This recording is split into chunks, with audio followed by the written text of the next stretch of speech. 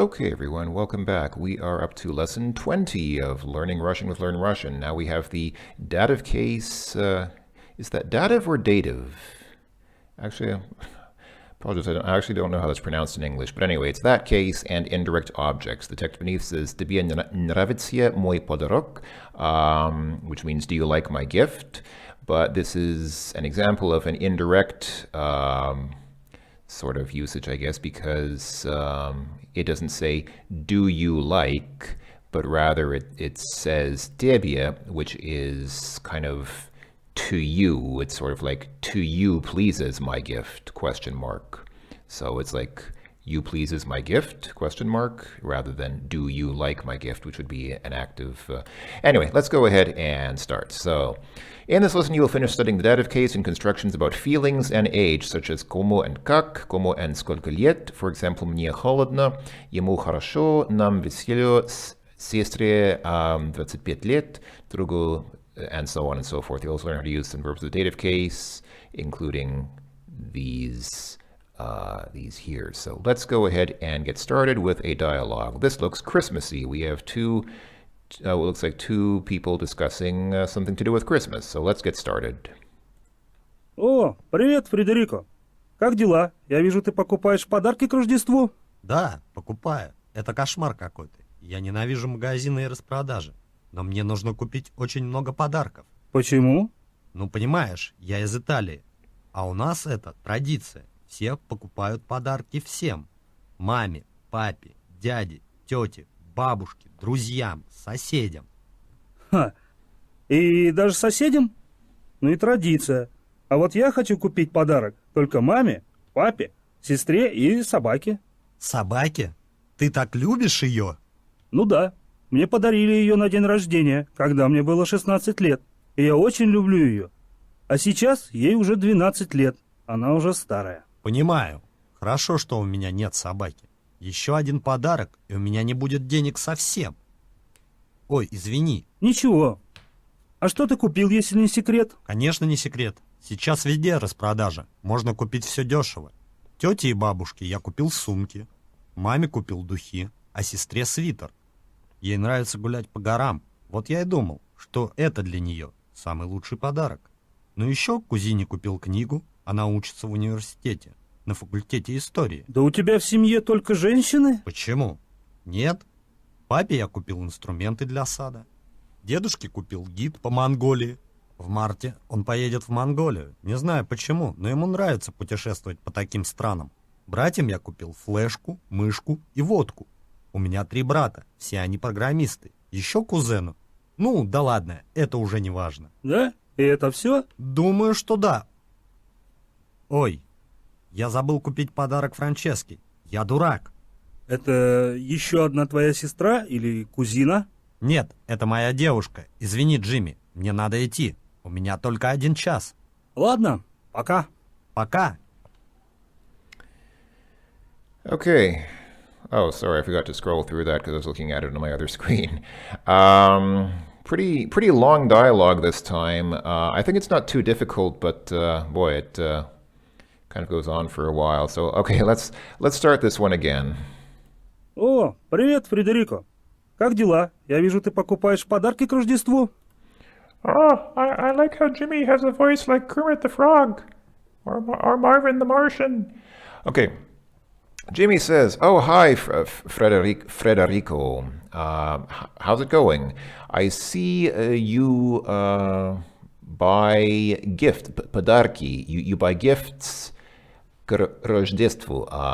Рождество is Christmas, so к Рождеству, literally something like in the direction of Christmas, is, yeah, for Christmas. He's buying gifts for Christmas." And Frederico says, Да, покупаю. Это yes, I'm buying. кошмар какой-то. It's a nightmare. Я ненавижу магазины и распродажи. I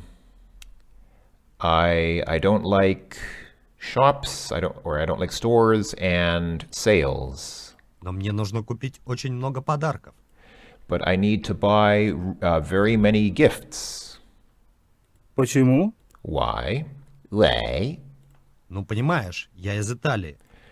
Well, understand. Понимаешь is second person singular of understand, so he's telling him, come on, understand, I am from Italy. А у нас это традиция. And with us, it's tradition. Все покупают подарки всем. Everybody buys gifts for everyone. Маме. Mommy, so yeah, mamie. Oops, I accidentally clicked the wrong mouse button and it went away. All right. So, I guess for everyone, for mommy, Папе. papia, for dad, or papa. Дяде.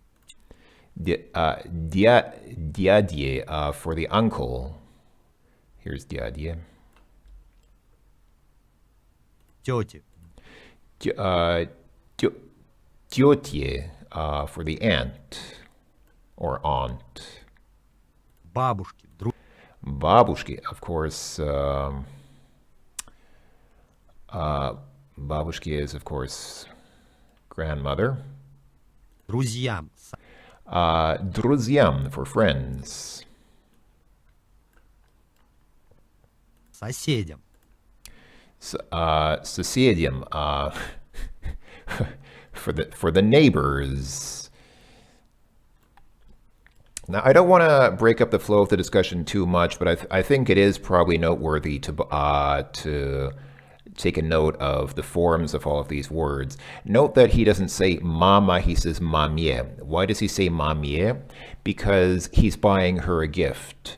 Now, what's the difference between the normal accusative case, which I think we discussed several lessons ago when we were introducing the accusative case? The accusative case is when you're acting on something. So if you say something like, I buy the gift, that would be the accusative case. You're buying the gift. But what's different here? Well, this is the dative case. And what makes the dative case different from the accusative case? The dative case, in this case, is the indirect object of the sentence.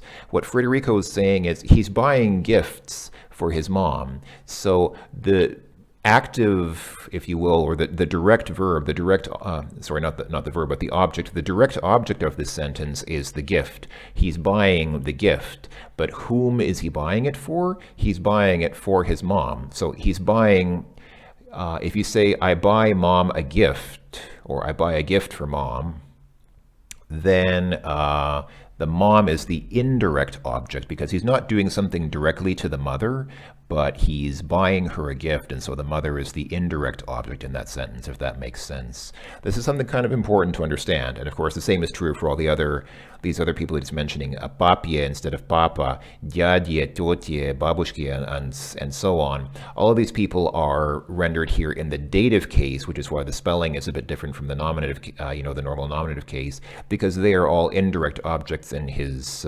speech. He's not doing something to them directly. He's buying them something. So they are the indirect recipient. They receive the gifts, of course, but they're the indirect target of the verb because he's not buying them. He's not buying his mom. He's buying his mom a gift. I hope that makes sense because that will be important to understand throughout this lesson because that's basically the essence of the dative case. Anyway, let's move on.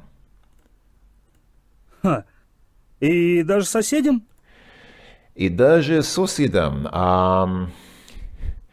Даже is like even in the sense of like sogar in German if anybody speaks German. So it's like wow, really, even the neighbors, соседям. So let's put in соседям again here, which I guess is a normal reaction. Wow, you even buy your neighbors gifts? That's probably how I would react too. Ну и традиция. Nu, of course, in Russian is like well in English. So he's like saying, well, it's tradition. Okay, I don't have to understand it. Yeah, okay, it's a tradition, whatever. А вот я хочу купить подарок только маме, папе, сестре и собаке. Okay, and I want to buy gift только only. And what did he say? Mamye. So once again, we have mamye here.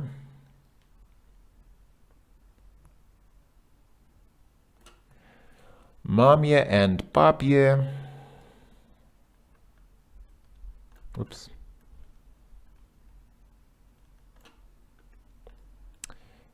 Sestre и собаки.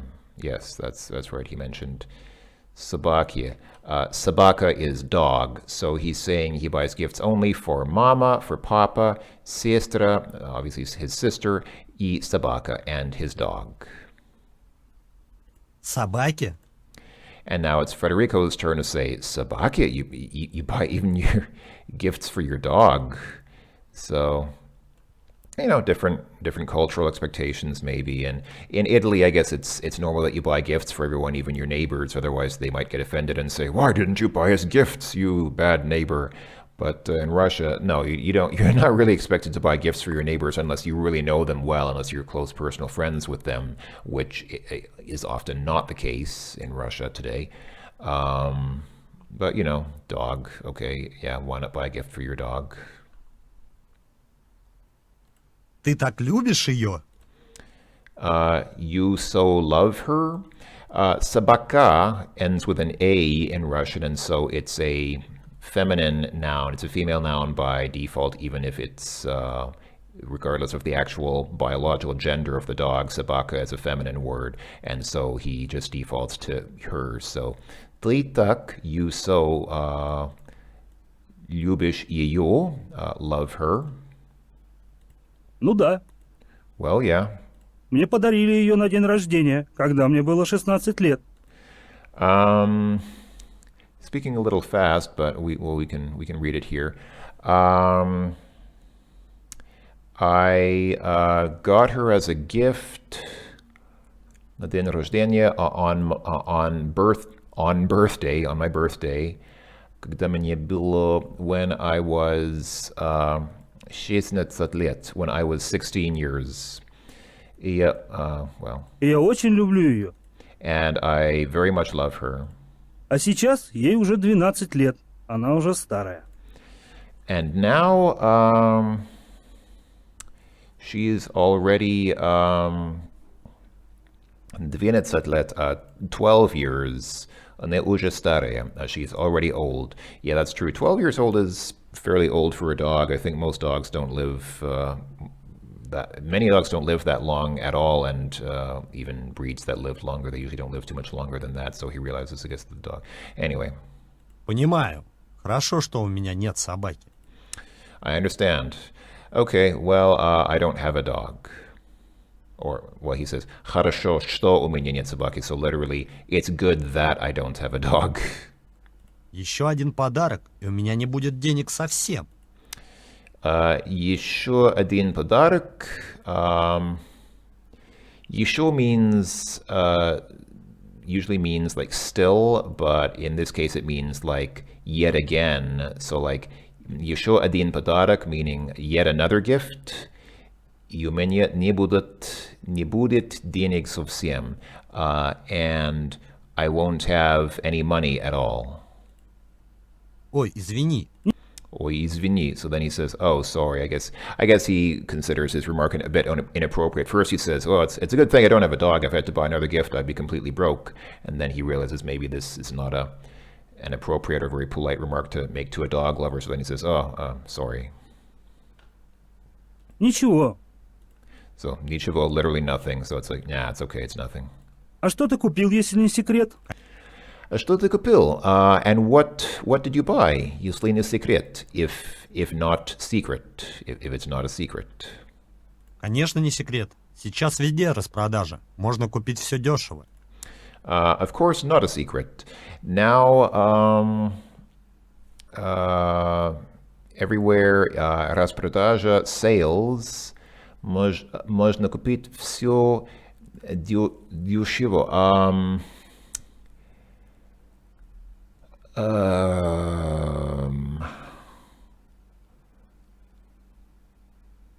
What he he says now everywhere there are sales and oh yeah, and you can buy everything cheap. Дешево. Everything. It's possible to buy everything cheap. There we go. Тете и бабушке я купил сумки. Тети. So тете и бабушке. So for aunt and grandma, you купил сумки. I bought, I think that's purses. Like he bought purses for aunt and grandmother. Маме купил духи. Маме купил духи. For mom, bought духи is, I believe, perfume. А сестре свитер. A сестре свитер. And sister a sweater. He bought for his sister a sweater. Ей нравится гулять по горам. Вот я и думал, что это для нее самый лучший подарок. So, ей нравится, she likes гулять по горам, to go hiking in the mountains. Вот я и думал, so then I thought, что это для нее, that it's for her, самый лучший подарок. This is best gift. Ну еще кузине купил книгу. Ну еще кузине купил книгу. Oh, did you say cousinier or cousinu? Which one is cousin in the dative case? Hold on, let me check. Yeah, cousinier, that's what it sounded like, but I wanted to make sure. Cousinier купил книгу. For cousin, bought books. I'm trying to translate these as literally as possible, and I know it makes the English sound a bit broken because obviously in English you would say, well, and for my cousin I bought books. But I'm trying to translate this literally so that you get a bit of a better feel for how the language actually is worded. And so literally he says, well, still cousin bought books. That's the whole sentence, literally translated word for word. I know it sounds weird, but I'm saying it like that because that's how it's actually written, and I think it makes more sense than trying to paraphrase it into better English, because the point here is to get a feel for the Russian phrasing. So I know it sounds weird in English, but that's how it reads. Она учится в университете, на факультете истории. Да у тебя в семье... Ooh, going a little fast there. Okay, она учится, she studies университете, in university, на факультете истории, in faculty history. So she studies in the faculty of history at the university. В семье только женщины? Почему? Нет. Папе я купил. Whoa. Да, у тебя в семье только женщины? Yeah, and you have only women in the family? Or with you only, in family, only women? I'm going to have a hard time, I'm going to let this play through to the end because I'm going to have a hard time scrolling back and forth because the text is so long that I actually don't have time to keep running back up here and pausing it and playing it. So I'm just going to let the rest of this play through, and then I'll go through it afterwards. Купил инструменты для сада. Дедушке купил гид по Монголии. В марте он поедет в Монголию. Не знаю почему, но ему нравится путешествовать по таким странам. Братьям я купил флешку, мышку и водку. У меня 3 брата, все они программисты. Еще кузену. Ну, да ладно, это уже не важно. Да? И это все? Думаю, что да. Ой, я забыл купить подарок Франческе. Я дурак. Это еще одна твоя сестра или кузина? Нет, это моя девушка. Извини, Джимми, мне надо идти. У меня только 1 час. Ладно, пока. Пока. Okay, so Jimmy had said, Yes, you have only women in your family. and Frederico was saying, why? No. And then what did he say after that?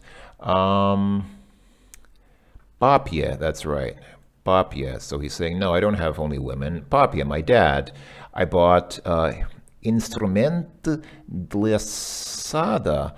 Instruments for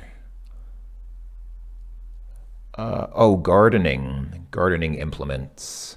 And then who came after that? Дедушки. Дедушки, so grandma, bought Гид по Монголии, a guide to Mongolia. В марте он поедет в Монголию. In March, he goes to Mongolia. Не знаю почему, но ему нравится, I don't know why, but he really likes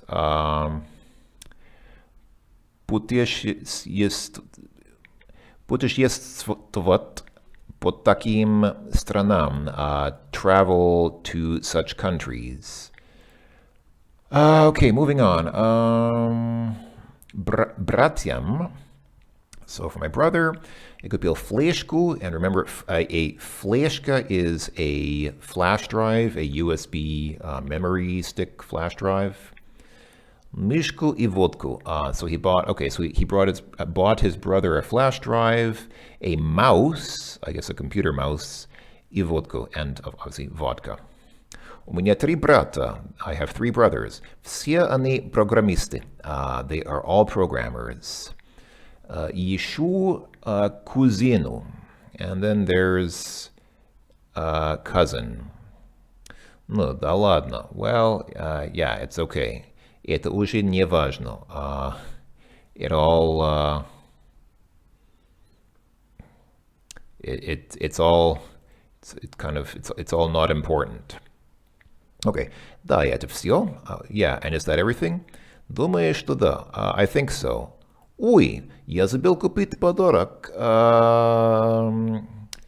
Франческе. I forgot to buy gift Francesca. Я дурак. I'm an idiot. Это еще одна твоя сестра или кузина? Is that still one of your sisters or cousins? Нет, это моя девушка. No, it's my girl, I guess, girlfriend. Извини, Jimmy, мне надо идти. Excuse me, Jimmy, I need to go. У меня только 1 час. I have only 1 hour. Ладно, пока. Okay, see ya, bye. Okay, pretty straightforward. And now here we move on, and we have 2 women talking. This is not quite as long as the first one, I think, but still, well, let's get started. Let's listen in. Привет, привет. Как дела? Как отдых? Привет. Какой отдых? Отдых. Это было ужасно. Мне не понравилось. Почему? Где вы отдыхали? Мы отдыхали на море. Кошмар. Мы были там 2 недели. Мы — это кто? Это я, мой парень, наши друзья. Всего 6 человек. Ужас. Никогда не поеду с компанией. Сначала в самолете мне было холодно. Потом в гостинице нам было очень жарко, потому что кондиционеры не работали. Нигде. Какой кошмар! И как вы там жили? Мы и не жили там, только спали. Утром были на пляже. Днем ездили на экскурсии. А вечером были или в ресторане, или в баре, или на дискотеке. И что было плохо? Все. Петру всегда было скучно. Он хотел играть, гулять, но только не отдыхать на пляже. Активист. Андрею всегда было грустно, потому что его девушка не ездила с нами, она работала. Он звонил ей каждую минуту. «Алло, дорогая, как ты? Мне так грустно без тебя». Ольге все было страшно. Новое место, новые люди, новая еда, незнакомый язык. Она всегда говорила: «Не гуляйте без меня, мне страшно, когда я одна». Полине все было плохо. Отель плохой, еда плохая, люди ужасные, пляж грязный, экскурсии неинтересные. Да, ну и отдых. А твой парень, ему понравилось? Стасу? Конечно, нет. Ему все было дорого. И я даже ничего не купила, потому что в магазине, на улице, на рынке он ходил и повторял: «Как дорого! Давай купим потом». Ну ладно, А фотографии у тебя есть? Нет, потому что мы все забыли фотоаппараты дома. Это был самый ужасный отдых. Okay, well, I've had experiences like that. I mean, I generally don't like traveling anyway because stuff like this happens. All right, so it's a conversation between Karina and Mila. Let's go ahead and review. Привет, привет. Как дела? Как отдых? Hello. How's it going? How was the holiday? Привет. Какой отдых? А, отдых.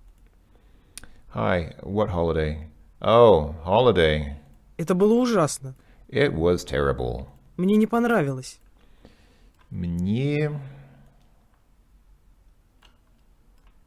не понравилось. I did not like. Почему? Где вы отдыхали? Why? Where did you vacation? Мы отдыхали на море. We took a vacation at the sea. Кошмар. Nightmare.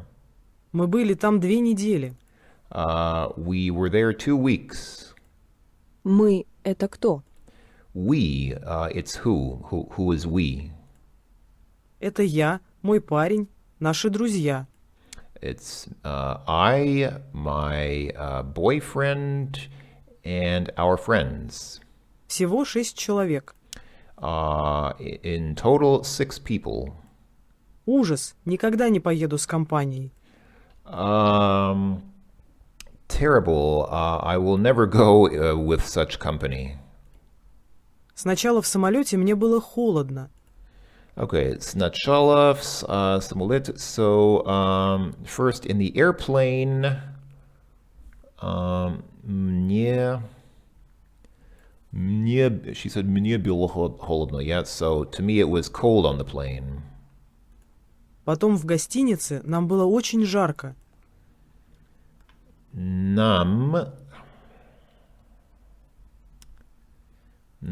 So afterwards in the hotel, нам было очень жарко. To us it was very, very hot. Потому что кондиционеры не работали. Нигде. Because кондиционеры, the air conditioner, не работали, did not work. Нигде, nowhere. So I guess nowhere was the air conditioning working. Какой кошмар! What a nightmare. И как вы там жили? And how did you live? She's saying the, which in this case means not the polite the, but the plural, as in how did all of you live? Мы и не жили там. We did not live there. Like we did, I guess they did not stay there, meaning we didn't stay in the hotel. Только спали. Only slept. Утром были на пляже. In the morning, we're at the beach. Днем ездили на экскурсии. During the daytime, going on excursions. А вечером были или в ресторане, или в баре, или на дискотеке. And in the evenings, we were either in the restaurant, in the bar, or in a discotheque. Notice again the wording. I don't know if I've mentioned this before. Вечером были and evening were, and then literally or in restaurant, or in bar, or in discotheque. This is a common way to list things like this between commas in Russian. This is sort of an idiomatic way of doing it in Russian. И что было плохо? And what was bad? Все. Everything. Петру всегда было скучно. Okay, let's go ahead and put Petru. So, for Петру всегда было скучно. Everything was boring. Он хотел играть, He wanted to play, гулять, to walk, но только не отдыхать на пляже. but only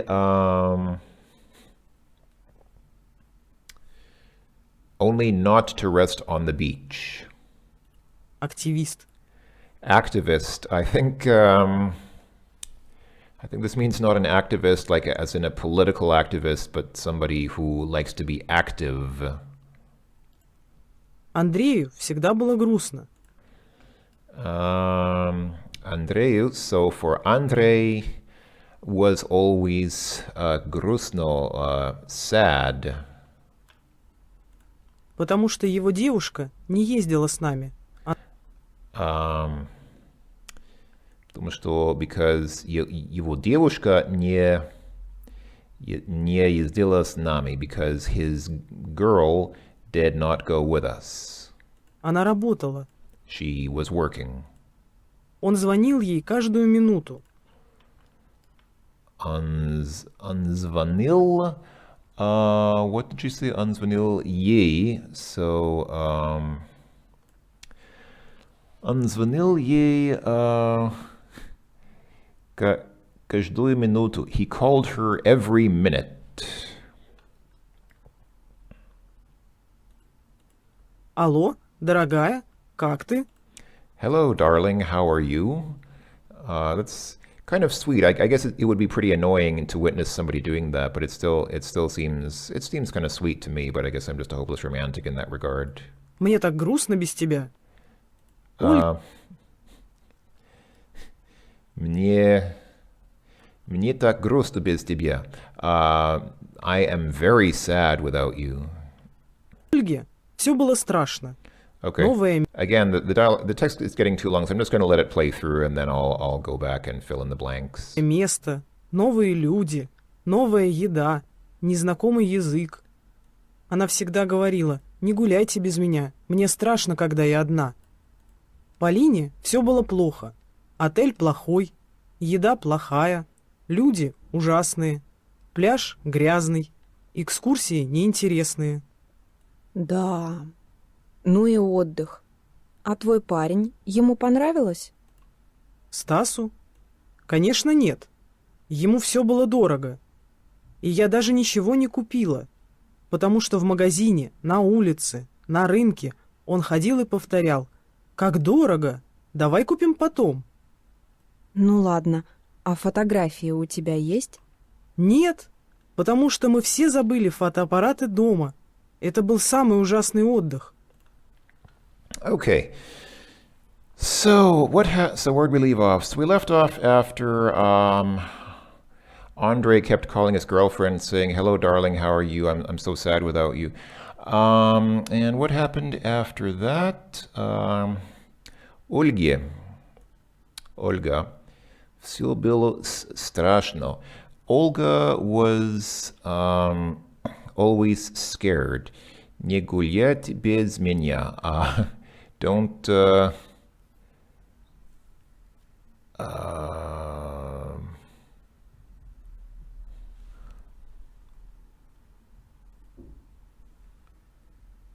wait, what? Oh, sorry, I somehow missed a line. Ольге все было страшно. So Olga was always scared.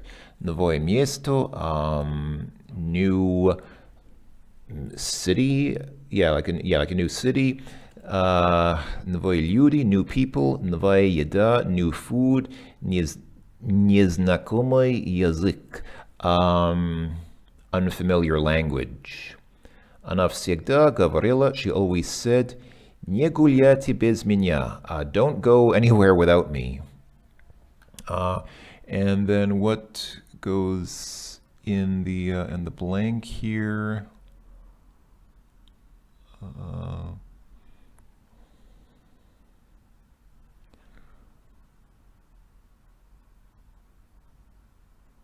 Hold on, I'm getting lost in this conversation here.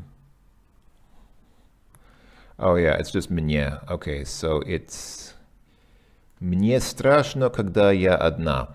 So to me, it's scary when I'm one, when I'm alone. Okay, and after that, Polinia, yes, a woman named Polina, which is also a common Russian woman's name. Polinia все было плохо. For Polina, everything was bad. Hotel плохой, hotel was bad. Еда плохая, food was bad. Люди ужасные, people were terrible. Пляж грязный, beach was dirty. Экскурсии неинтересные, excursions were not interesting. Ну и отдых. Yes, well, yes, it was vacation. A твой парень and your boyfriend, ему понравилось, did he like it? Stasu, I guess. Stas is the boyfriend's name or something like that. Stasu, конечно, нет. Stas, of course not. Ему все было дорого. To him, everything was expensive. И я даже ничего не купила, and I even did not buy anything. Потому что в магазине, because in the stores, на улице, on the street, на рынке, in the markets, он ходил и говорил, he walked and said, как дорого, давай купим потом, how expensive, let's buy afterward, let's buy later. Ну ладно, well, okay. А фотографии у тебя есть? But do you have photographs? No. Нет, потому что мы все забыли фотоаппарат дома. Because we all forgot cameras at home. Это был самый ужасный отдых. It was the most horrible vacation. Somehow I feel like some of those people might have been at least partially responsible. If you all forgot your cameras at home, I think the people might bear some responsibility for that. But anyway, I'm sorry to hear that she had a bad vacation. It can happen sometimes. I've also had bad vacations. Okay, now let's take a quick test of reading comprehension about what we just read. Петру было очень, so for Peter it was very сильно скучно or страшно. Didn't it say Peter was very, Петр всегда было скучно. Peter was always bored, so скучно. Ольга было, Olga was always scared, страшно. Стасу было все дорого. Stas thought everything was expensive. Андрей был очень something, потому что его девушка something. So Andrei was very something because his girlfriend something. So he was very грустно, not громко. Громко means loud, doesn't it? I think so. He was very грустно, if I remember right. Where's the text about Andrei? Yeah, here.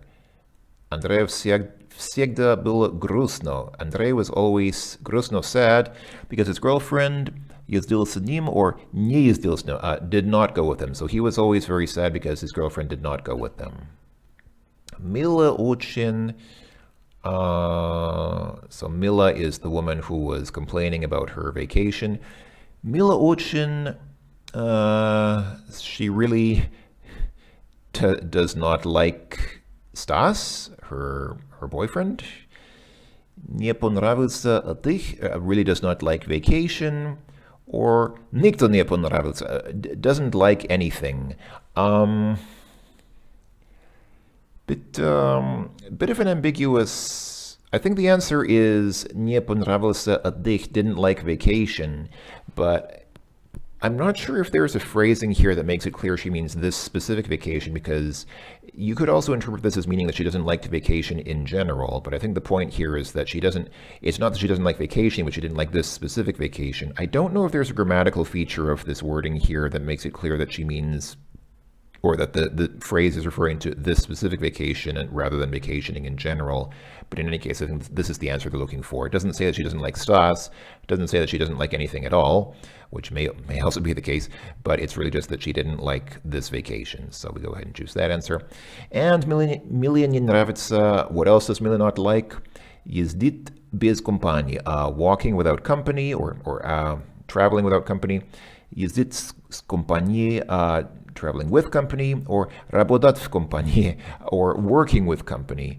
Again, I mean, the answer is, it doesn't necessarily mean that she doesn't like traveling with company at all, but she didn't like traveling with this company. So we choose that answer. And finally, это был самый horrible vacation, horrible обед. What was обед now?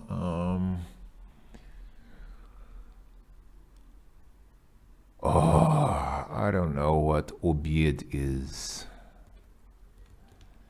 I feel very bad because I don't know what обед is. What is обед? I want to explain what обед is before going on.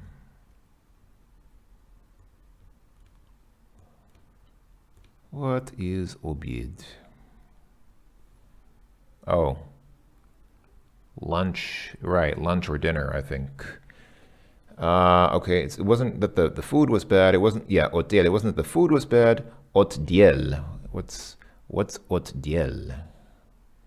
Is that something different? I assume that's not hotel. That must be something different. What is отдел?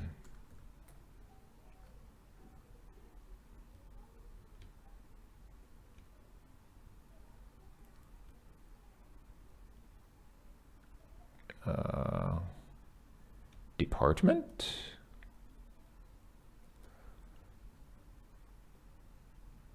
Means like a department or a office or something. Okay, I don't know. But anyway, it was a bad vacation. So there we go. That was the right answer. Okay. And here now we see a bit of information about what I was saying about the indirect object. So again, notice that, well, see the red text? Unfortunately, I think my mouse cursor doesn't show up here, and this is a picture, so I can't really highlight parts of the picture very well. But see how it says, the text on the picture says, Pavel дарит подарок Лене. So Pavel is the subject of the sentence because he's the actor, he's the person who's doing something. Дарит gives, I guess, дарит is gives, right? Actually, hold on, let me just make sure. I think actually what verb it is doesn't really matter too much in this sentence. Yeah, it's gives. So Pavel дарит, Pavel gives, подарок Лене. So подарок and Лене are both objects in this sentence because they're not the entities that are doing the action. Pavel is the guy who's actually acting here. He's the subject, meaning he's the noun who's performing the verb. The verb is acting on both the подарок, the gift, and on Лене, but the подарок is the direct target of the verb, and Лене is the indirect object of the verb. So the подарок is the direct object, and the подарок is conjugated, not conjugated, but what's the word? Is it declinated? It's formatted, let's say, in the accusative case, as is done for direct objects, and Lena is Lenye because she's in the dative case here. She's the indirect object of the sentence. I hope that's clear. If you say, I give you a gift, I'm giving the gift. The verb give acts on the gift because I'm not giving you away to someone. I'm giving you something. I'm giving the gift. Sorry, I'm giving the gift. And so the gift is the thing that I'm giving. And then if I'm giving it to you, then you're the indirect object of the sentence. I hope that's clear. That's kind of important, obviously, because that's what this is all about. So most popular verbs used with the dative case. I'm not going to read all of these, but basically things like, so you can see давать is not the same as give, because you can see in the second line it says дарит, which is give, so give, and then you can say маме цветы. So if you say I give flowers to mom, then yeah, it's дарю цветы маме. Маме instead of mama, because mama becomes dative since she's once again the indirect object. She's the one who's getting the thing. She's not the one who's acting, whom the verb is acting on. You're not giving mom. You're not giving mom away. You're giving the flowers to mom. And I would just like to know what is davat. Oh, it's also, wait, davat is also give. Oh, I get it. Darit, I think, is more like to give as a gift. That's more like to gift someone. It's kind of like schenken in German. It's to give away as a gift, whereas davat is a more neutral sort of word, which just generally means to give anything. So in the first line, you give деньги, you give money to sinu, to the son. You give money to the son, but you give as a gift flowers to mom. So, and then говорить, you speak a compliment or tell a compliment to a девушке, to a girl, and so on and so forth. So these are the most popular, most common verbs used with the dative case. So these are probably good to know because there are only 7 of them. So these are probably kind of important to know. But I'm not going to read them. You can review those on your own at your leisure, or leisure, depending on how you pronounce that word. Instead, let's come on to, or let's move on to this, where we now need to fill in some endings. Oh boy, the fun of filling in endings, something that we do constantly in Russian because Russian is a language very dependent upon these endings of words in nouns, in adjectives, and in verbs as well.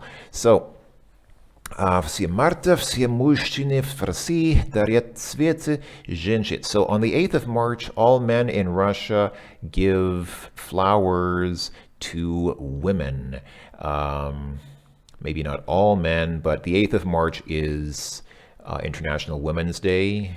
I believe it is international. I believe it is worldwide, but in most countries it's barely acknowledged, if at all. In Russia, let me tell you, folks, the 8th of March is super, super important. It's probably one of the most important holidays. I mean, okay, it's not as important as Christmas or something like that, but it is super important. On this day, you are supposed to give flowers to a woman, and it's not romantic. It doesn't mean that you want to go out. You're not asking her out on a date. You're not trying to say that you want to date her or get intimate with her or anything like that. It really is just a gesture of respect for women and showing your appreciation for women. So it's kind of like I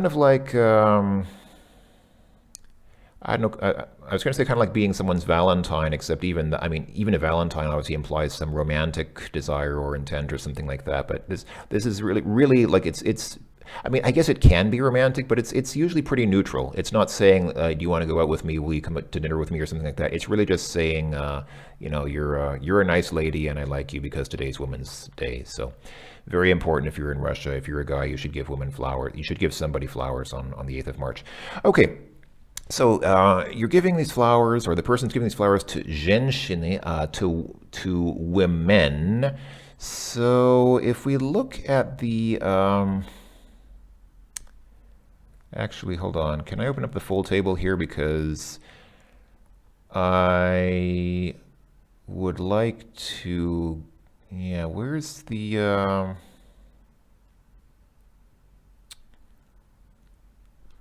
I guess it would be helpful to know what is women. I think we can just stick with this part here for now, but we would need to know what is women in Russian. How exactly does the word end? Женщина means woman. It ends in an A, if I'm not mistaken. Yeah, женщина is woman. But what is women, plural? It's женщины, so it ends in, do we even have that here? No, of course we don't. Oh wait, here. Down here you see under клиенты, so женщины ends in the same here. So the I letter becomes an AM. So this should then end in женщинам. Is that correct? Let me just make sure if that's correct. Is it actually женщинам? Yes, it is. Okay, so that is correct. Обычно родители дают something чуть-чуть денег. Обычно, usually, родители, parents, дают, give, diet, children, and here again we need to check here. What's diet? It's dieti, right? Hold on. How exactly do you spell children in Russian? So children is, yeah, it's deity with an e, like with this character on the end. So once again, this becomes an am. So this then should be dietam. Dietam, right? Is that correct? No, it's dietiam, not dietam, but dietiam. How are you supposed to know that? Oh, here we go. In case of e ending in nominative plural, use yum ending after soft consonants. Is t a soft consonant? I don't think so. I think t counts as a hard consonant, so it should be So why is it dietiam? I don't know. Kind of confusing. I don't know why it's dietiam. To me, it seems like it should be dietam, but it's dietiam. So usually parents give children chut-chut денег, a little bit of money. Okay. Я уже 100 раз говорила муж. I already 100 times told man, probably husband in this context. So muj is just by itself. It just ends without any special ending. It just, yeah, okay. So if you have zero ending, then you put an u on the end. So this should then become muju, right? Yeah, it's mujу, yeah, because muj has no ending. So я уже 100 раз говорила мужу, I already told husband 1,000 times, что он очень ленивый, that he is, ленивый, that he is very lazy. Но он не слушает меня, а только смотрит телевизор. But he does not listen to me and only watches the television. Perhaps that husband has found a more efficient way of handling life. Никогда не говорите подруг. Never tell подруг, a girlfriend, and it's подруга. So if it ends in подруга, then it should become, if it ends in a, then it becomes ye. Is that correct? Подруге? Yes, that is correct. It is подруге. Никогда не говорите подруге, что видели ее друга в спортбаре.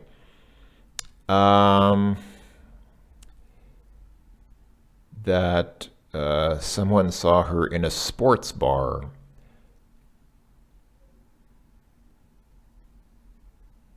Oh, wait, no. Что видели ее друга, that you saw her friend, probably her, I guess her boyfriend. Never tell your girlfriend, or never tell a female friend that you saw her boyfriend in a sports bar. Well, why not? I mean, it's not necessarily a bad thing to go to a sports bar, is it? I mean, isn't that an acceptable thing to do that sometimes people like to do? I mean, people like to go to sports bars sometimes. What's wrong with that? Рима заказала сын на день рождения большой торт. Rima is, I believe that's a person's name. It's not a word. It's just the name of somebody. Zakazala, I believe that's ordered. Sin, so son, probably her son. Now sin ends in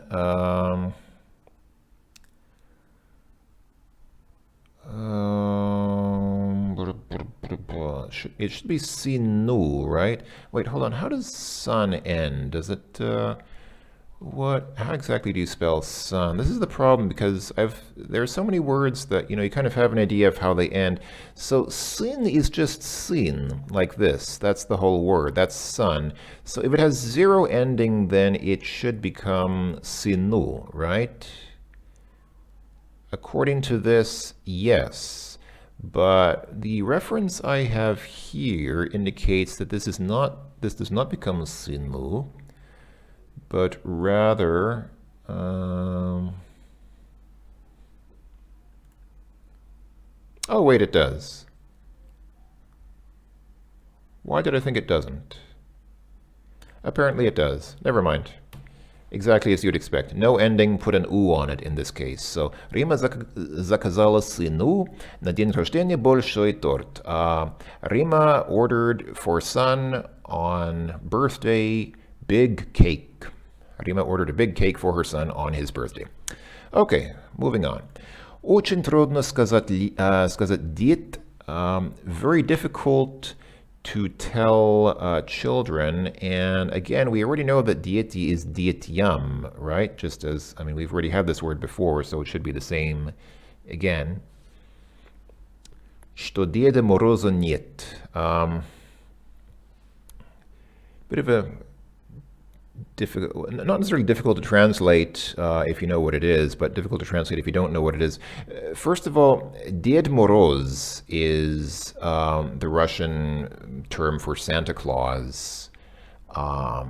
So, yeah, he's not called Santa Claus or anything like that in Russian. Russians would probably know what you mean if you say Santa Claus because they're probably familiar with the English name.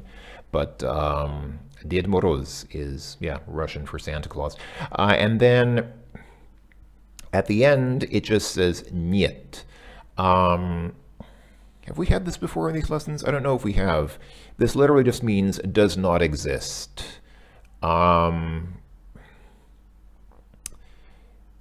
If you're saying that something doesn't exist, you can just say the noun, the name of the noun, and then niet. Literally just meaning that either, like if you say кофе нет, then you mean there is no coffee. Not that coffee doesn't exist anywhere in the world, but that there's no coffee with us. We have no coffee. And then if you say Ded Moroz нет, then that means Ded Moroz doesn't exist. So yeah, очень трудно сказать детям, что Дед Мороза нет. And again, notice there is no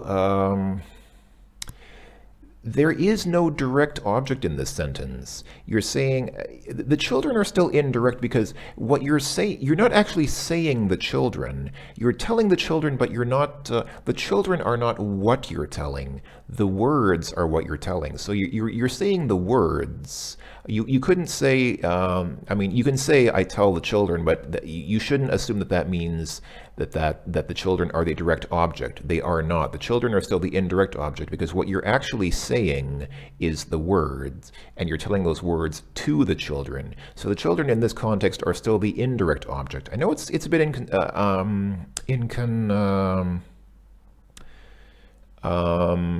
inconvenient or unintuitive maybe if you're a native English speaker and you're not used to this kind of thing.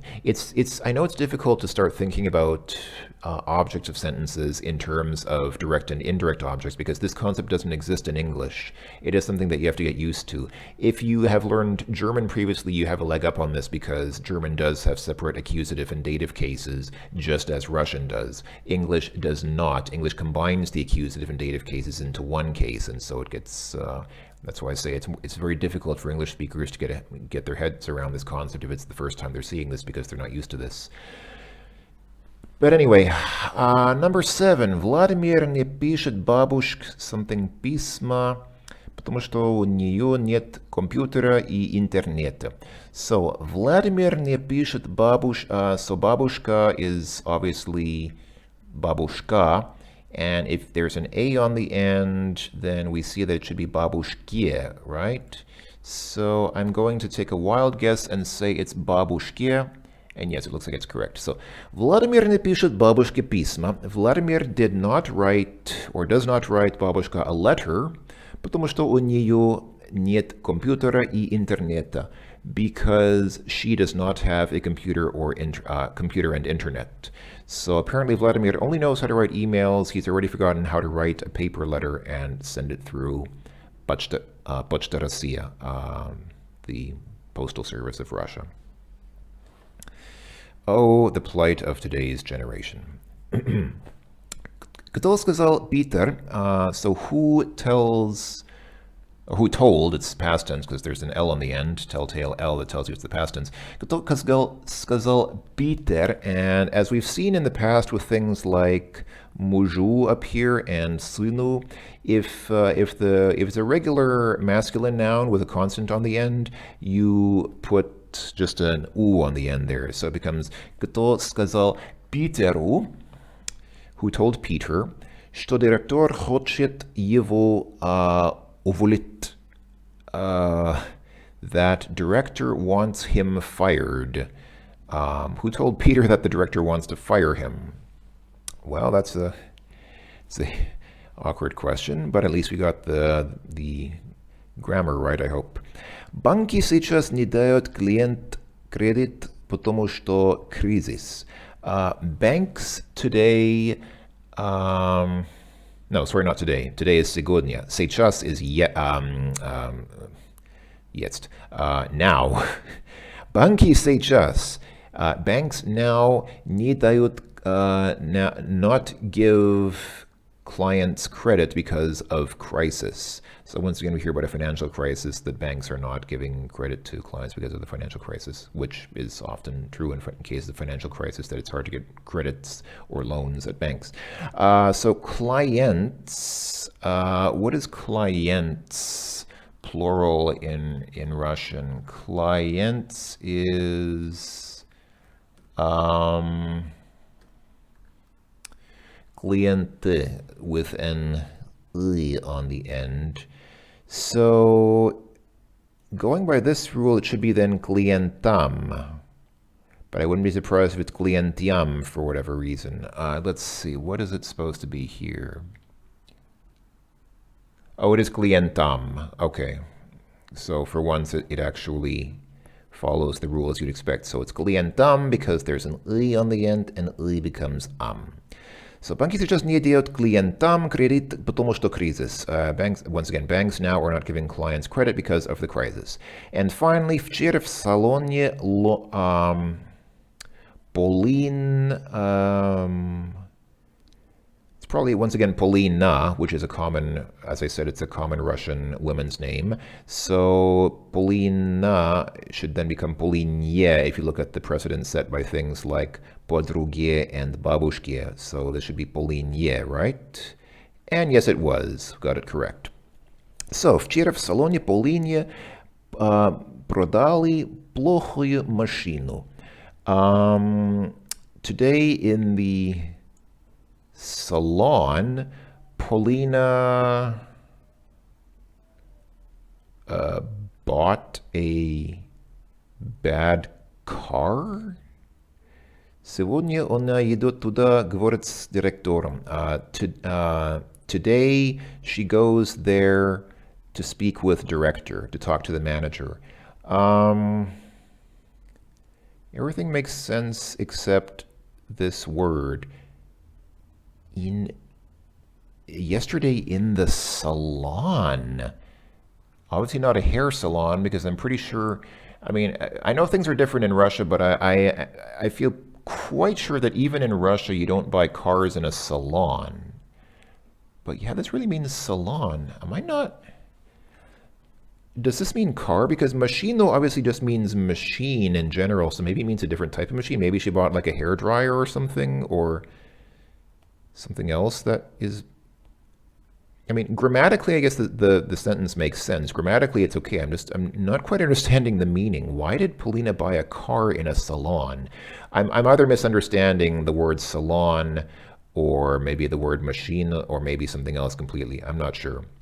Okay, if anybody wants to explain, if I'm just missing something here, please feel free. But grammatically, at least, it makes sense. Polina becomes Polinie in the...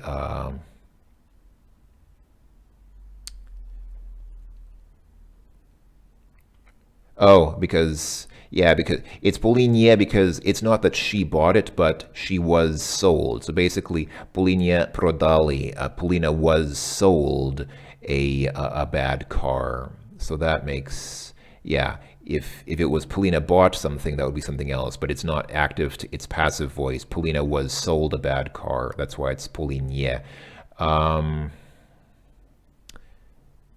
Still don't understand why she bought a car in a salon, but okay, whatever. I don't know, man. I'm so confused. Not even because of the language. For once, I'm not confused because of the grammar, but just because it's like, why would you? Okay. All right, complete the sentences using the correct forms of personal pronouns given in the brackets and read the short story. I think the short story is this text. Or is it actually, is there a different short story that I don't see any short story that, I have no idea. Where's the short story? Don't know. Is it over here? No. I have no idea, man. Okay, whatever. I don't know where the short story is. Anyway, let's complete the sentences. Slin says, Papa, дай something 100 рублей, so 100 rubles. Дай мне, so the correct word is дай мне 100 рублей. Give me 100 rubles. Дочь, daughter says, Papa, дай, once again, мне, I'll just copy and paste it. Дай мне, how do you say 400? I mean, it's clear, but if I'm going to say it out loud, it would be nice if I said it correctly. I believe 400 in Russian is 400 рублей. Жена, wife, says, Дорогой, darling, дай мне 1000 рублей. Give me 1,000 rubles.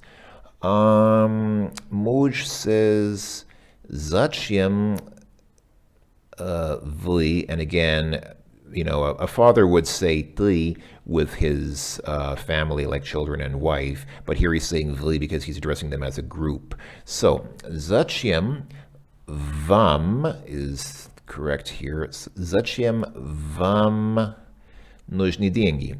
For what do you need money? Все хором. All chor is like a chorus, so literally everyone in chorus. Как ты не помнишь? What, you don't remember? У тебя день рождения. You have tomorrow birthday. Мы будем покупать тебе подарки. So, son says, Dad, give me 100 rubles. Daughter says, Dad, give me 400 rubles. Wife says, darling, give me 1,000 rubles. Husband, or man, so man, father, husband asks, what do you all need money for? All together, all in chorus. What, you don't remember? It's your birthday tomorrow. We will buy you a present. Don't think that's how buying presents works. I don't think you ask somebody for money to buy their own present with, but even in Russia, again, this is not how things go in Russia. Trust me, this is not standard practice in Russia. This is just a joke for the story. So don't go to Russia and start asking people money for their birthday present. That is not how it's done there. Okay, once again, completing sentences. Yes, complete the sentences. And do not forget to put the indirect objects in the dative case. Yes, that is good advice since we are working with the dative case. What comes up first? На день рождения мы дарим цвет мама. So, as we know by now, mama becomes mamie. On birthday, we give flowers mamie, to mama. Каждую неделю Марта звонит родителей. So, каждую неделю, every week, Marta звонит. Marta calls, like telephones. Родителям.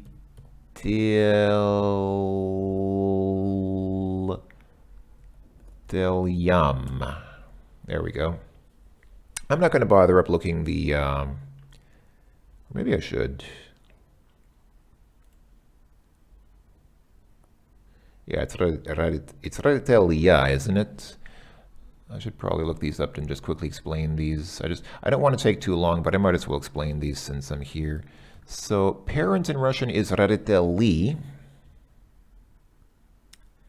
Okay, so once again I'm confused. If it's родители, then it should become родителям. So why does it become raditelljam? Okay, can't explain that. I know that it does, but I can't explain why. I just know that it is so. Life is a mystery sometimes, especially in Russian. Moving on. Молодой человек... oh, sorry, I skipped one. Родители купили компьютер. So we know from previous experience, like we can see here, for example, that сын becomes сыну in the dative case. So, сын... No, let's think. Сыну. Родители купили компьютер сыну. Parents bought computer for son. Now, молодой человек дарит подарок девушка. And as we have seen, things that end in A, like бабушке or Polinie, the A becomes an E. So this should be девушке,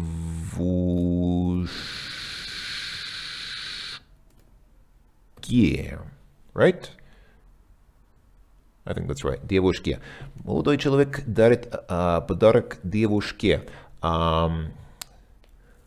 Молодой человек, a young person. Literally, I mean, it's a little bit non-specific, because человек literally means just a human being or a person, could be anyone, but a young person gives a gift to a girl. Okay? Usually you'd think a young boy or a young man. I mean, of course, a young person can give a gift to a girl, but it's just kind of, if you were saying a sentence like this, you would probably say at least, is it a young man or is it a girlfriend or something? But okay, a young person, a young human being gives a gift to a girl. Директор дает документы секретарь. Секретарь is a bit tricky because it ends in the soft sign, so it becomes... What does it become? Where do we have the soft sign here? Yes, here we go. Soft sign becomes U. So, in Soviet Russia, soft sign become U. So, it should be then sekretar. So, we take the soft sign off the end and it becomes sekretariu, right? Sekretar,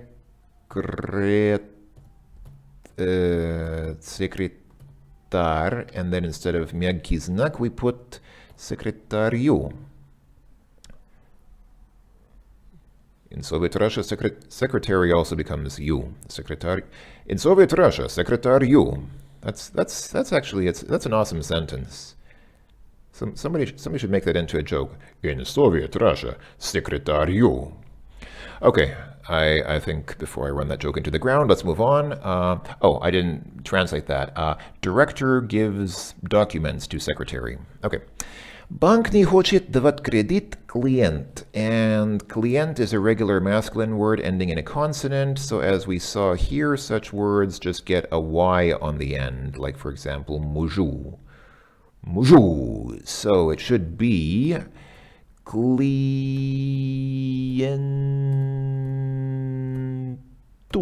right? Банк не хочет давать кредит клиенту. Yes, I believe that is correct. Bank does not want to give credit to the client for reasons unstated. Roman говорит Rita. Rita is this woman's name, and we can already guess, since Rita appears to be a normal feminine word ending in an A, it probably becomes Ritie. So I will say Roman говорит whoa, come on. Ritie, there we go. Keyboard is, well, it's not the keyboard's fault, it's my fault. Roman говорит Rite, что любит ее. Roman tells Rita that loves her. I guess that he loves her, but it literally just says the Russian phrasing is literally just that loves her. Roman tells Rita that he loves her. That's very sweet. I hope that she welcomed this news. Sometimes it's awkward when somebody doesn't like when you tell them that you love them. That can get very painful and awkward. Внук пишет письмо бабушка. So внук is grandson. Пишет writes Pismo, letter. So writes a letter to, and as we know, we've seen this already before, here, babushka just becomes babushkia in the dative case. So babushkia.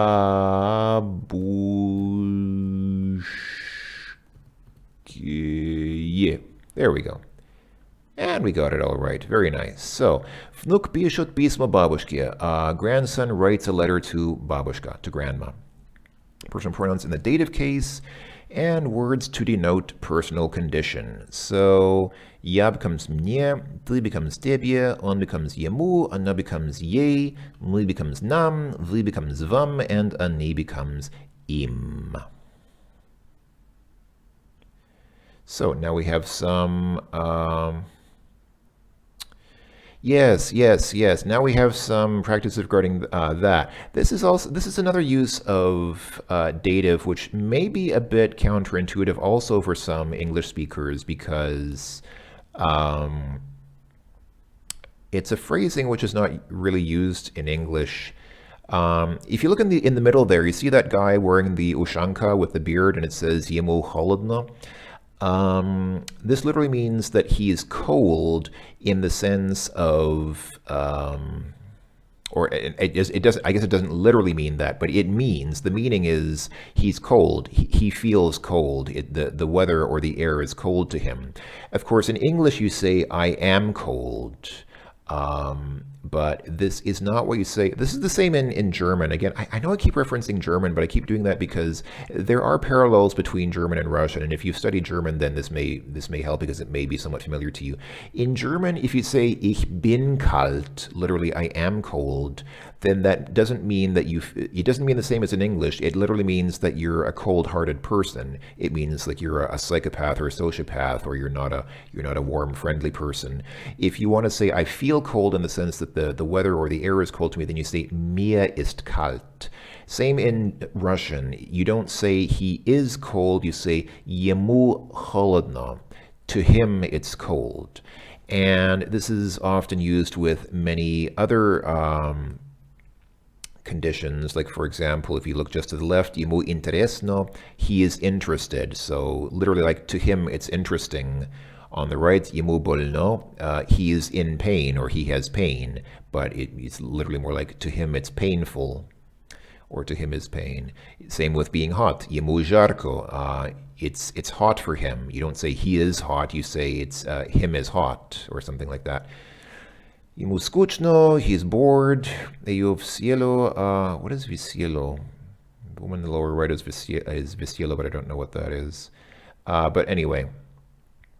Okay, now that we've reviewed that, I thought it would make sense to review that before we start filling this in, because that will hopefully make this make a lot more sense. It's Maria, and we can pretty much just go by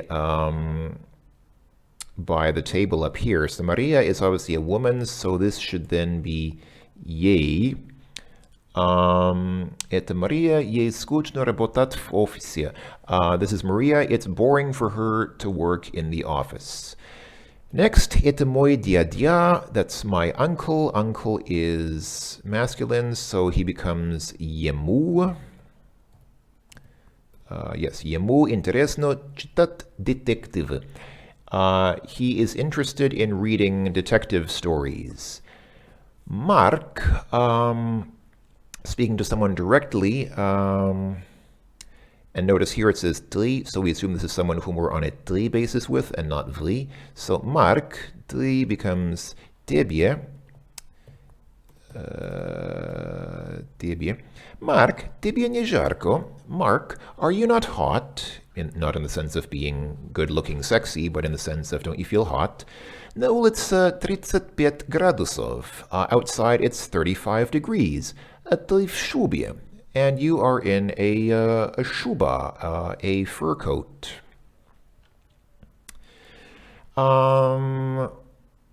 У меня температура. I have a temperature, so we can assume this then means it's bad for me. So that would then be мне плохо. I am мне плохо.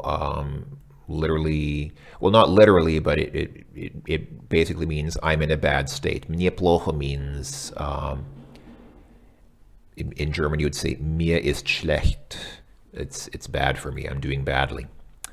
Что с Патриком? What's with Patrick? And again, the same thing. Is he doing badly? So on is ему. So ему плохо. Is he doing badly? Is something bad to him?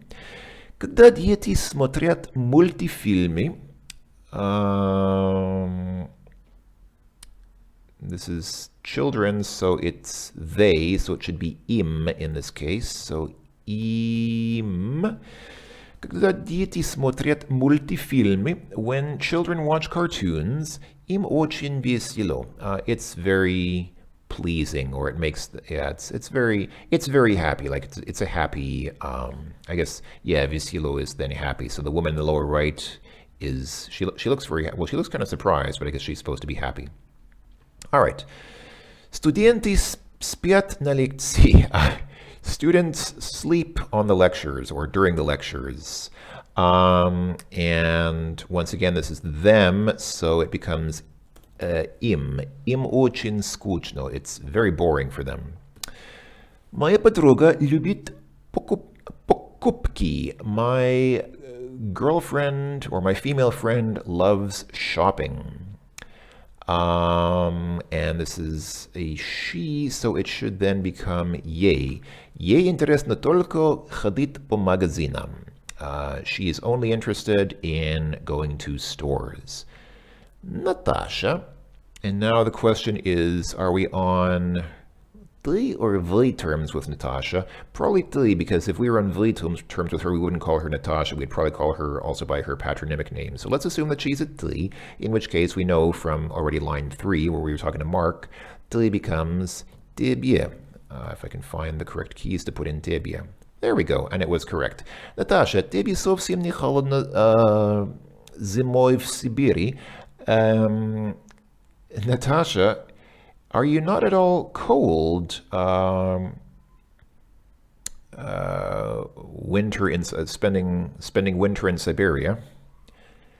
And here you see some examples of people expressing, or of text expressing people's conditions based on stuff that they are doing or stuff that's happening to them. So yes, again, expressing conditions, words to denote personal conditions. So he's hot, he's cold, he's bored, he's scared, or she is, bored, scared, whatever. These are very often expressed in the dative case in this way. Okay, and hey, last one. We're almost done. Once again, filling in the blanks. Я люблю русскую поэзию. I love Russian poetry. Особенно, and я again becomes мне. Особенно мне нравится A.S. Pushkin. I especially like A.S. Pushkin. Pushkin, of course, being arguably not only the greatest Russian poet, but perhaps the greatest Russian writer of all time, or at least many Russians consider him such. Olga Petrovna, and here we can see, because we're addressing Olga not only by Olga, but also by her patronymic name, that makes sense then that it's run the terms with her and not the. And what does вы become in the dative case? It becomes вам. So we put in вам. Вам. Olga Petrovna, вам сегодня нужно позвонить в банк. This, have we covered this? Often when you say that somebody needs something, you also express it this way. If you say you need something, in English, of course, I need something, you need something is active tense. That would actually be in the, I guess, nominative case, because that would be the subject of the sentence. But for whatever reason in Russian, needing something is done in the dative case. So if you say мне нужно, that's I need something in Russian. Okay, and in the third line, suddenly Olga becomes Olya. So Actually, Olya might not be Olga, but Olesya, because Olesya is another Russian name. I think Olesya is Olya. I don't know. But anyway, we're calling her Olya, so we're obviously on ты terms with her. And we know that ты is тебе. Olya, тебе нужно купить продукты. Olya, you need, once again, we see нужно. Olya, you need to buy products. Produkte is it's kind of like groceries. Literally, it means products, but if it's not used without any context, if it's not used, if there's no context surrounding it, then it usually means something like groceries. You need to go to the grocery store and buy some groceries, some food or snacks or drinks or whatever. Это Konstantin. This is Konstantin. And just to be sure, what is, on becomes ему. So, ему надо хорошо работать, потому что он новый сотрудник. He needs to work well because he is a new trainee, I guess. Okay. Это Katya. Она becomes ей, as you might remember. Ей надо завтра пойти к доктору. She needs tomorrow go to a doctor. She needs to go to the doctor tomorrow. Это доктор. Now we have the doctor already. And I don't know why we're saying doctor instead of vrach, because vrach is the usual Russian word for a medical doctor.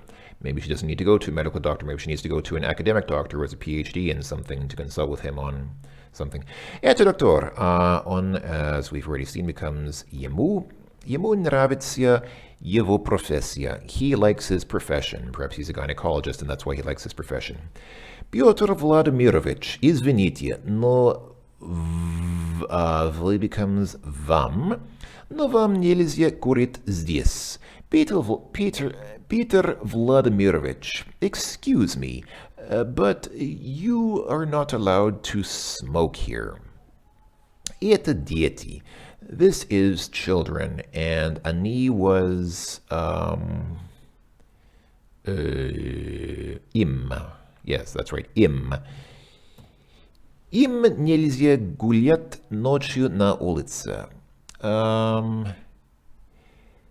They are not allowed to walk at night on the street. So you can see two sentences with this sort of formation. Dative and then nельзя, basically, nельзя is like not allowed. So if you say it's not allowed to do something, you're not allowed to do something, then you use dative pronoun and then you say нельзя. Okay, Mark, a ты, so ты becomes тебе.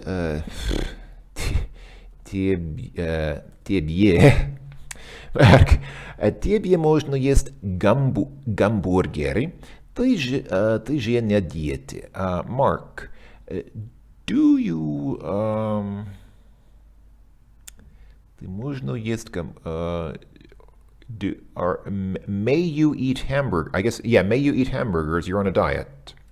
Это Christina. It's Christina. Она becomes, once again, ей. Ей нравится Kirill. She likes Kirill.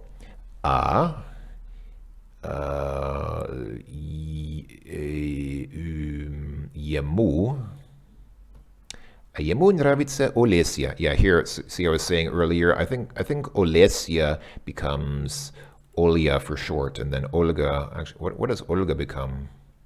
Maybe Olga is also Olya. I don't know. I'm not good with these hypochoristics. So, this is Christina. She likes Kirill, but he likes Olesya. Classical love triangle. Somebody will get killed. Synok, which is like an affectionate word for son. Тебе нельзя работать много. And тебе нужно отдыхать.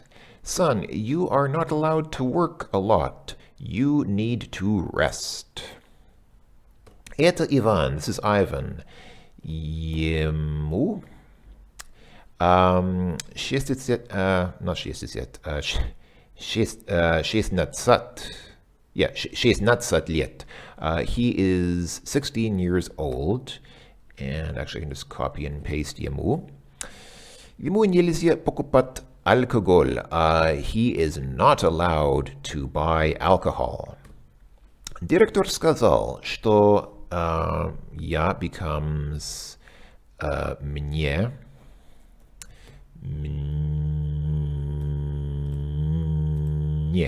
вас? No. Yes. Мне.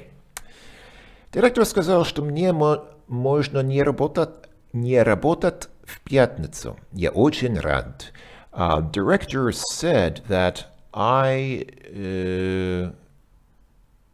can not work on Friday. I'm very glad. Я очень рад. I'm very glad.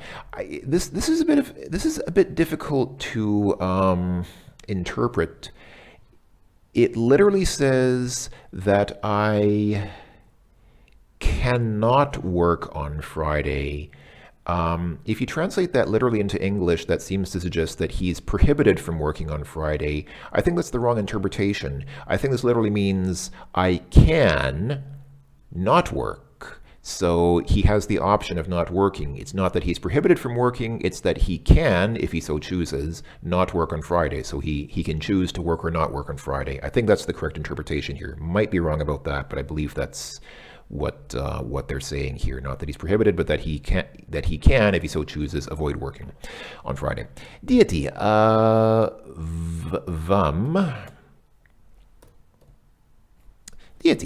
а вам можно есть мороженое зимой на улице? Children, can you eat ice cream outside in winter? Конечно. Мы becomes... Oh, we haven't seen мы yet in this exercise, have we? What was мы? Нам. Нам можно. Мы же русские. Notice also, if you're saying that something is... Oh, нам is not capitalized here because it's not at the beginning of a sentence.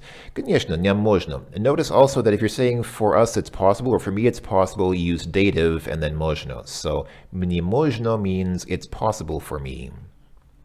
Конечно, нам можно, мы же русские. Of course it's possible... or of course we can, we are Russians. Yes, Russians can eat ice cream at any time of the year in any weather because they are Russians. It's a secret superpower that Russians have. And finally, Irina сказала, что сейчас. Она becomes once again ей. Woo, lesson completed. Irina сказала, что сейчас ей можно есть все. Irina said that now she can eat everything. Don't know why, maybe her diet is over. Don't know what happened, but Irina said that now she can eat everything. Good for Irina. Once again, ей можно means it's possible for her or she can do something. So that was lesson 20. All about the dative case. Something very important to understand. Again, this is a concept that comes up constantly in German. If you have studied German, then you've got a leg up on this stuff, or any other language which makes use of the dative case separately from the accusative case. If this is the first time you're running into this, it will be difficult for you. You will want to review this, but if you're already familiar with this concept, then this lesson might have been a breeze for you. You might have just said, yeah, man, that's easy. I already know that. All you really need to know then is the endings, which can be difficult. I mean, there's this table, but even with this table, it's not always clear. I mean, it's not that bad. There are maybe 1, 2, 3, 4, 5, 6, 7, 8, 9. I guess there are 9 basic transformations here, which is not the end of the world. And then personal pronouns in the dative case. You have 7 of them here. So some stuff to memorize, but not too bad. I think nothing that's going to break the bank, break the memory bank, so to speak. So otherwise, not too bad. Dative case, yeah, it's not bad. Once you get used to it, it's not too bad. It's pretty, it's not the most difficult concept in Russian. And it is a good concept to know because it exists in other languages as well. So if you're going to study other languages, then it's good to know it. It does not exist in English, as I said, but that's one of many reasons why English tends to be easier than many other world languages. So That was it. That was lesson 20. Thank you for watching, everyone. Next time, I guess we'll see you in the test for this quintet of languages, of lessons, and then we'll move on. So until then, thanks again for watching, everyone. I hope that you're enjoying. I hope this all made sense, and I hope that you are experiencing personal success in learning Russian with Learn Russian. Ta-ta for now, everyone.